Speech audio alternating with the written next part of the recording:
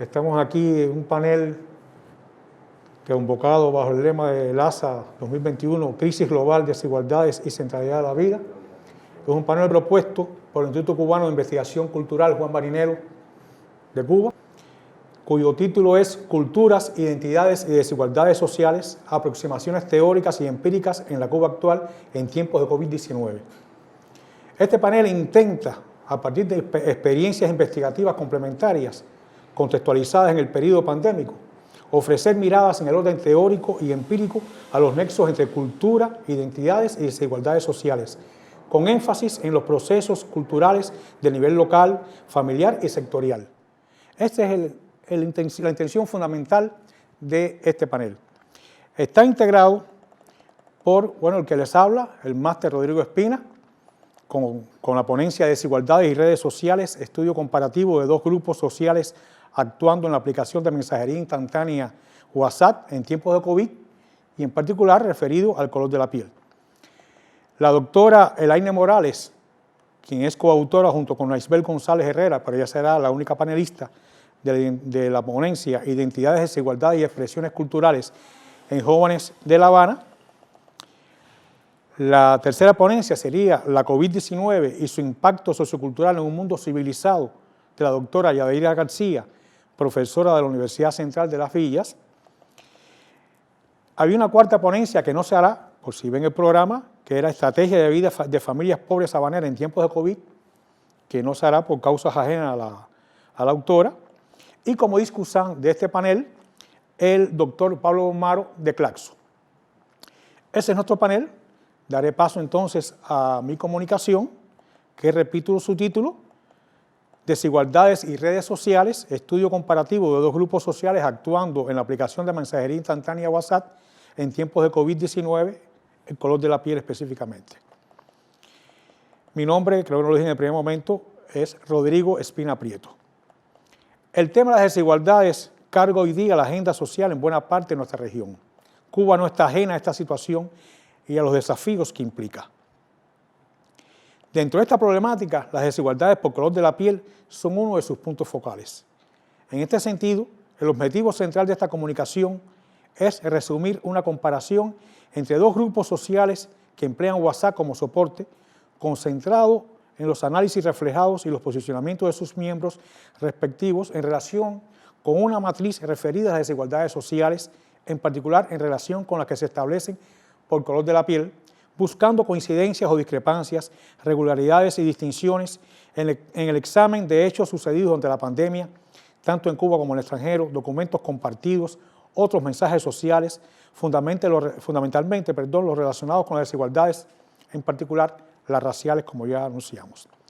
Los grupos seleccionados fueron los nombrados en WhatsApp Grupo Aprendizaje y el Grupo Cátedra Mandela. El primero de estos dos grupos, el Grupo Aprendizaje, creado el 6 de marzo del 2020, una semana antes del inicio de la pandemia en Cuba, de los primeros casos que se dieron, se forma a partir de los participantes en el taller Nudos Conceptuales Metodológicos para el Estudio de Desigualdades Sociales, cuyos objetivos son socializar resultados de investigación, debatir sobre marcos conceptuales y desafíos metodológicos de investigación sobre desigualdades sociales, identificar problemáticas y transformar la realidad y encontrar espacios de articulación comunes. Es integrado por 29 miembros, todos profesionales de las ciencias sociales, sociólogos, la mayor parte psicólogos, antropólogos, economistas, comunicadores, filósofos, filólogos y un ingeniero especialista en medio ambiente, perteneciente a diversas instituciones académicas, científicas, sociales de la Administración Central del Estado. Lleva funcionando ininterrumpidamente 14 meses con momentos de alta intensidad de intercambio, aportación de criterios y discusión, generalmente relacionados con los sucesos nacionales más importantes, en primer lugar, y los relacionados con la pandemia de COVID y las políticas sanitarias, sociales y económicas tomadas en función de evitar su propagación y los fallecimientos a ella debidos. El grupo ha sido un espacio de intercambio en el que se han compartido artículos de sus miembros y ajenos, tanto cubanos como extranjeros, se han presentado resultados de investigación, se han pasado para miembros y familiares técnicas de recogida de información para aportar a las investigaciones de sus miembros. Eso, en resumen, el primer grupo. El segundo grupo, Cátedra Nelson Mandela, creado el 23 de octubre del 2020 y perteneciente al Centro de Investigaciones Psicológicas y Sociológicas, es una red académica dedicada a la formación, investigación, difusión de conocimiento y activismo en la lucha antirracista. Ese es su objetivo fundamental. Desde octubre del 20 es una red asociada al Consejo Latinoamericano de Ciencias Sociales, CLACSO. Está integrado por personas cuyo perfil incluye a profesionales de diversas áreas, referentes de políticas públicas, líderes y activistas afrodescendientes, los cuales pertenecen a 44 instituciones, organizaciones y proyectos comunitarios, de los cuales 18 son académicas con el perfil docente, la investigación y la socialización de saberes. Sus principales objetivos son producir un conocimiento situado en los avances, las tensiones, las emergencias, las resistencias y los futuros de la afrodescendencia en América Latina y el Caribe desde una perspectiva postcolonial. Promover también la articulación entre academias de perspectiva postcolonial y el movimiento y activismo afrodescendiente. Eso como elementos más generales. Los resultados de la comparación entre estas dos redes que han sido descritas muy brevemente, que están interesadas ambas en el tema de las desigualdades sociales, de forma general la primera y focalizada en las desigualdades por color de la piel de la segunda, sus posicionamientos, soluciones y propuestas y criterios sobre determinados hechos difieren en diversos espacios. Es a eso lo que apuntan los resultados fundamentales. El primer grupo, más heterogéneo y abierto desde el punto de vista de sus intereses, más centrado en la pertenencia de todos sus miembros relacionados con la investigación y la academia, pues todos son profesores e investigadores y algunos hasta directivos de estos centros de investigación. El segundo es más diverso, según el color de la piel y por las posiciones sociales y laborales de sus miembros, desde simples trabajadores hasta académicos, interesados todos en este segundo grupo como activistas en el tema racial. Debe aclararse que existen miembros que pertenecen a ambos grupos de WhatsApp. Aunque no se indagó directamente con los miembros de los grupos por el color de la piel, la pertenencia de este autor, de la ponencia esta, a ambos grupos permitió hacer una valoración general por simple observación del color de la piel de todos los integrantes, que no es un dato menor en este caso. De esta forma, sin aportar datos exactos, puede afirmarse que en el primero de los grupos la composición estaría cercana a la de la población cubana según el censo del 2012, o sea, un 64% aproximadamente de blancos, un 9% de negros y un 26% de mestizos. En el segundo, los negros y mestizos serían una clara mayoría. Estas últimas características de los integrantes de ambos grupos marcan la distinción fundamental en los posicionamientos individuales y grupales en relación con los temas de discusión llevados a sus respectivos chats. Otro dato es importante también, por género, estos grupos. En ambos priman las mujeres, con un 77% en el primero y un 87% en el segundo de estos grupos. La temática racial, después de un largo periodo de haber sido un tema tabú en la sociedad cubana a partir de los años 90, ha devenido en una de las problemáticas que han ido marcando no solo discusiones y podría decirse cierta evolución de la política social, sino es uno de los temas más tratados por las ciencias sociales cubanas y también por las extranjeras ocupadas los temas del país. Se presupone que toda investigación de las ciencias sociales en Cuba tenga en cuenta la variable color de la piel, aunque esto se realiza desde diferentes posiciones. En este sentido, para esta ponencia, aparte del tratamiento general de la temática, se tomaron en cuenta 3 eventos que sucedieron en Cuba, relacionados con Cuba, que fueron tema de discusión en los chats y se estableció una comparación en el tratamiento que ambos grupos aportaron en cada caso. Uno fue la aprobación y difusión y tratamiento por la prensa y en general los medios en el país del Programa Nacional contra la Discriminación Racial. Y el segundo sería una propuesta de derribo de estatuas de personajes históricos negativos por parte de un grupo de activistas sociales en el país, que era una corriente que en el mundo y en el momento, sobre todo en América Latina, Estados Unidos, en Europa, estaba sucediendo, continúa el tema. Y el tercero, la celebración del 8º Congreso del Partido Comunista de Cuba. Se estudiaron opiniones, documentos colocados, abundancia de las opiniones, matices en cada uno de los casos. El estudio etnográfico es realmente una etnografía virtual, lo que se realiza analizando estos chats, estudiando más de 2.000 intervenciones en cada uno. Diría, la cifra que me dio fue realmente de 25.500 intervenciones, de la lectura de todo esto más los documentos. Podrían afirmarse o hacerse algunas conclusiones preliminares que voy a leer en este sentido. En el primer grupo, y esta sería la primera conclusión aportada, el grupo aprendizaje, más allá de sus intereses más amplios, la temática racial ocupa un lugar secundario en los intereses expresados por sus integrantes, comparada con, por ejemplo, las temáticas de género y la de cuidados y cuidadores, temas tratados con cierta abundancia y en la que sus miembros han hecho aportes de la academia y a las políticas públicas. Desde este grupo no se hicieron propuestas sobre esta sensible temática del color de la piel durante el periodo que se ha estudiado para este trabajo. El segundo grupo, la cátedra Nelson Mandela, orientada hacia los temas relacionados con la afrodescendencia, la temática por color de la piel fue ampliamente debatida junto con la de género, con posicionamientos y propuestas concretas hacia el debate público y el perfeccionamiento de las políticas. En el primer grupo, las personas que demostraron un mayor interés y posicionamiento informado en relación con los temas relativos al color de la piel fueron en su mayoría personas blancas. En la cátedra Mandela, este es un interés compartido declarado desde la propia pertenencia a la cátedra y demostrado en su práctica como activista en diferentes escenarios. Por lo tanto, todos están interesados y todos participan con intervenciones sobre el tema por color de la temática por color de la piel. En el grupo aprendizajes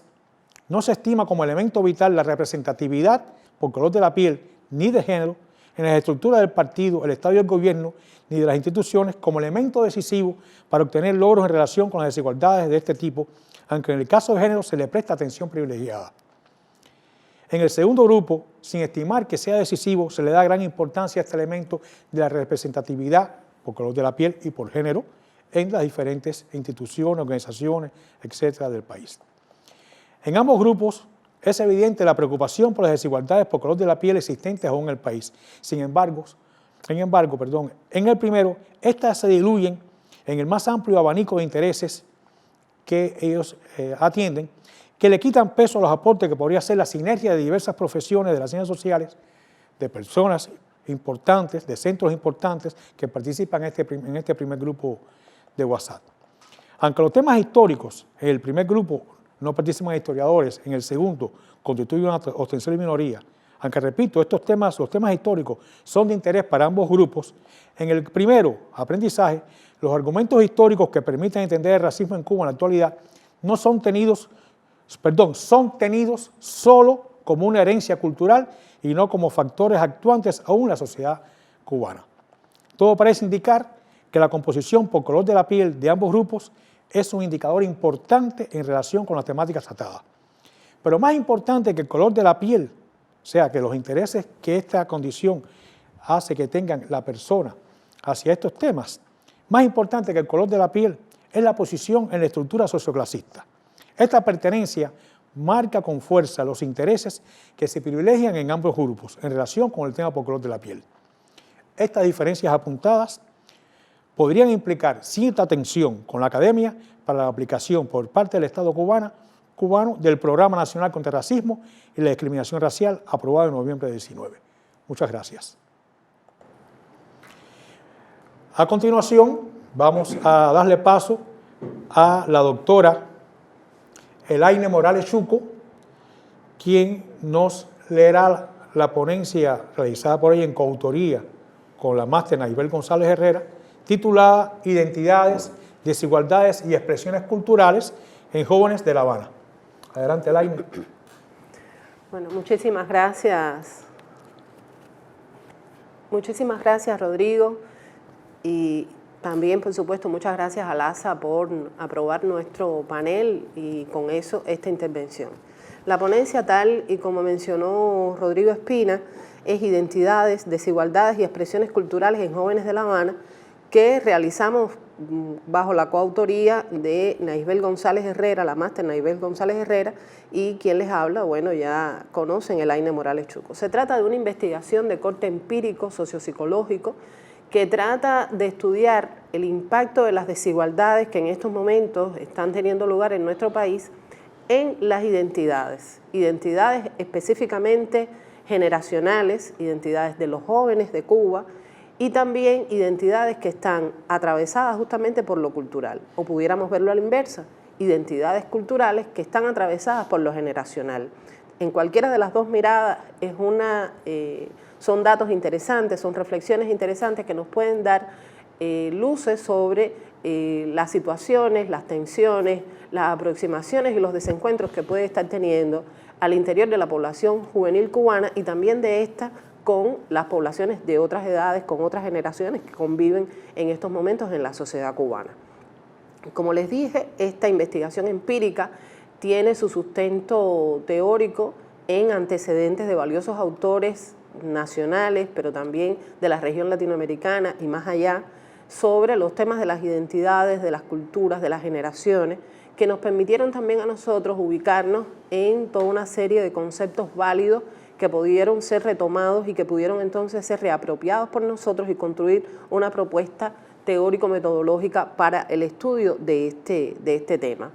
No me voy a extender en reconocer los méritos de importantes autores del patio que sirven de referencia para esta investigación y también de la región latinoamericana y que son conocidos por todos nosotros y también importantes juvenólogos de esta región, de México, de Argentina, de Chile, y toda esta articulación temática pues nos permitieron a nosotros ubicar que existe una identidad específica, una identidad cultural específica que puede leerse a lo interno de la actual generación de jóvenes y que puede también leerse a partir de las relaciones que tienen los jóvenes con otras generaciones. Llegamos a la conclusión entonces de que estamos hablando de una construcción de la subjetividad que, como todas las identidades, muestra el origen y también el punto posible de llegada de un grupo específico de personas o de una persona en particular y que tiene que ver con cómo este grupo o esta persona se nuclea, se vincula con una cultura reconocida socialmente. Es decir, no estamos hablando de culturas emergentes, sino de culturas reconocidas. Y que ese posicionamiento, ese proceso de identificación con una determinada cultura, pues llega a partir de la participación, de la coacción, no coacción, sino de la coacción de estos actores en la producción de sentidos, en la producción de significados, alrededor no solo de las artes y la literatura, de los bienes y de los determinados consumos culturales que se den, sino también de características, de funcionamientos que tiene la vida cotidiana y que hacen posible un mayor acercamiento a las raíces de las culturas y no solo a los elementos que distinguen artísticamente a las culturas. Por tanto, cuando esto se lee desde una población tan particular como los jóvenes y en una sociedad como la nuestra, como la sociedad socialista cubana, pues entonces vemos que es posible leer esta identidad cultural mirando no solo las relaciones que tienen los jóvenes con los bienes culturales, con las artes, sino también mirarlo desde cómo construyen su relación con las tradiciones, con las costumbres, con esa vida cotidiana y por último también mirarlo en cómo se construyen a sí mismas las subjetividades de los jóvenes en un contexto cultural específico. Estamos hablando de sus aspiraciones, de sus proyecciones, de sus planes futuros. Reconociendo todo este entramado, propusimos, elaboramos y ejecutamos la investigación tomando en consideración que podíamos estar viendo esta identidad cultural en tres dimensiones específicas, dimensiones sustantivas, una dimensión cognitiva, una dimensión afectiva y una dimensión conductual, que por supuesto estarían rodeadas, estarían actuando en un contexto donde existe un determinado posicionamiento ideológico, un determinado posicionamiento axiológico y también un determinado posicionamiento socioeconómico y político que constituye más bien la órbita en la cual se mueve el sustento de esta identidad cultural. Entrando en materia entonces de qué estábamos considerando como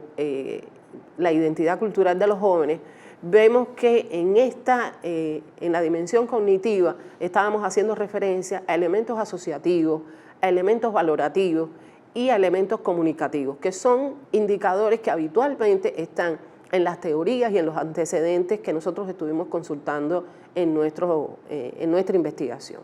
Y en el orden afectivo, pues estábamos viendo cuáles eran los vínculos, cuáles eran los acercamientos, las satisfacciones y las insatisfacciones, que estos elementos cognitivos, es decir, que compartir, que estar consciente de que son tales las características del grupo al que pertenezco, estaban despertando, emergieron como elementos básicos a la hora de posicionarnos en torno a estas cogniciones. Y por último, ¿cuáles eran entonces las disposiciones conductuales que manifestaban los jóvenes ya sabiendo que hay una determinada caracterización posicionándose afectivamente en torno a ellas, cuál es la disposición conductual que tenían para mantener esta identidad,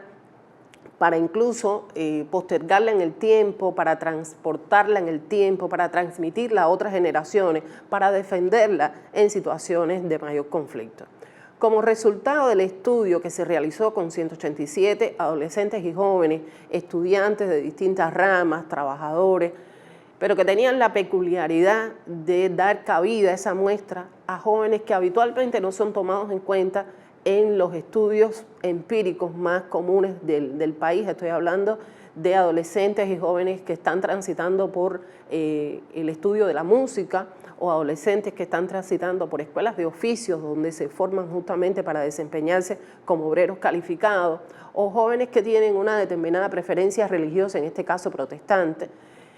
En esa amalgama de jóvenes que estaban estudiando estas enseñanzas, que estaban vinculados a estas redes religiosas, pero también con otros que se desempeñan igualmente como estudiantes de institutos preuniversitarios, estudiantes de institutos politécnicos o trabajadores de cualquier rama del país, y aplicando para ello una metodología mixta, es decir, en la que se combinó lo cualitativo y lo cuantitativo, encontramos tres gradaciones fundamentales de las identidades. Encontramos una identidad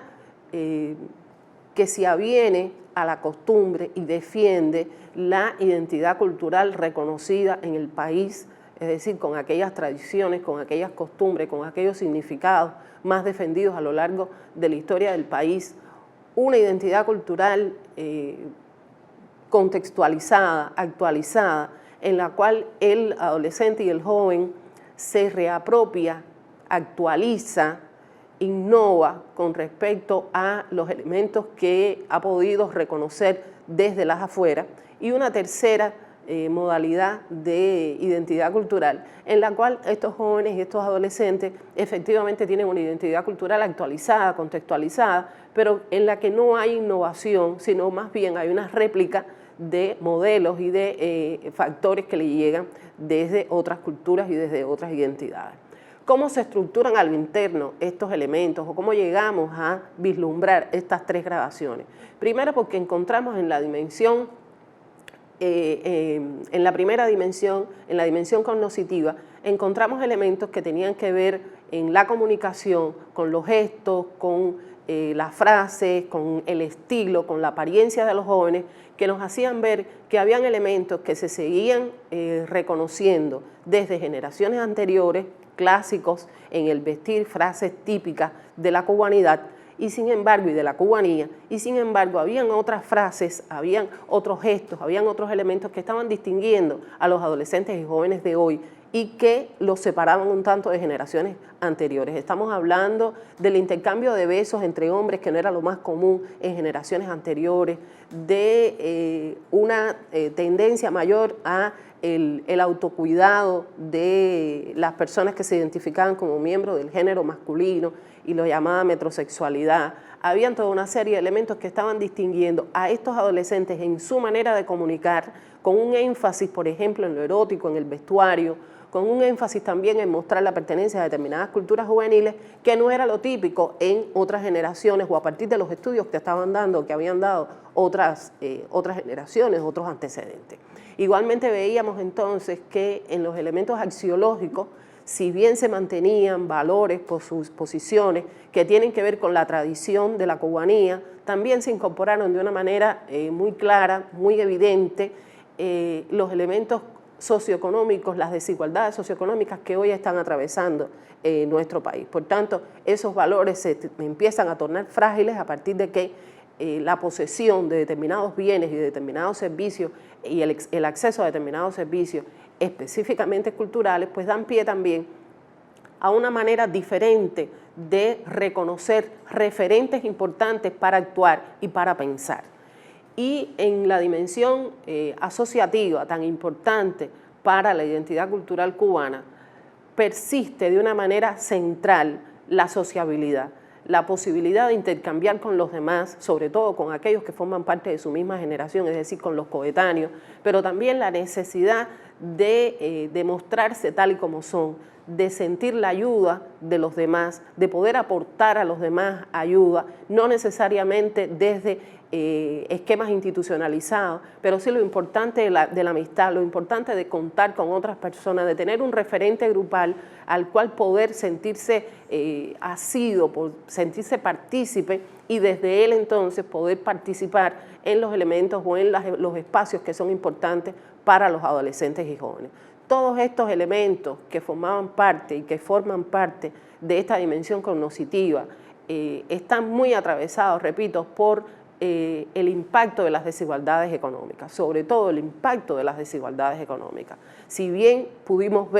constatar desigualdades de género, desigualdades por color de la piel, desigualdades en el orden territorial, la tenencia o no de determinados bienes, el acceso o no a determinados bienes y la postura que tienen los adolescentes con respecto a determinadas limitaciones económicas existentes hoy en el país y que gravan sobre la satisfacción de las necesidades fundamentales de sus familias y de ellos mismos, están penetrando notablemente en la construcción de la identidad cultural, están penetrando notablemente en cómo se viven estas características que antes tenían otras generaciones y que hoy ellos pues asumen con un sentido de distanciamiento en algún momento, con sentido crítico en otros, pero que llaman la atención justamente por lo que puede ser